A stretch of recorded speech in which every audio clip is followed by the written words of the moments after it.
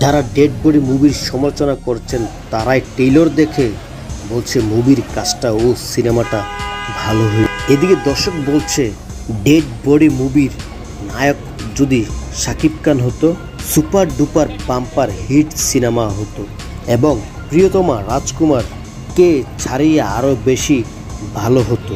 বর্তমান নতুন সিনেমার পরিচালক দিচ্ছে একের পর এক সিনেমা হলগুলোতে, যেমন ধরেন রাজকুমার, জিন্টু, কাজল রেখা, সোনার চর, ওমর ইত্যাদি। এর আগে এমন সিনেমা হয়নি বাংলাদেশের ডেড বডির মুভির মতো বলে দাবি করছেন ট্রেইলার দেখে দর্শক। ধুমধাম করে পরিচালক ইকবাল সাহেব ডেড বডি মুভির ঢাকা রাজধানীতে রাজপথ মোটরসাইকেল র্যালি করে প্রচারণা চালু করেন 29 এপ্রিল 2024।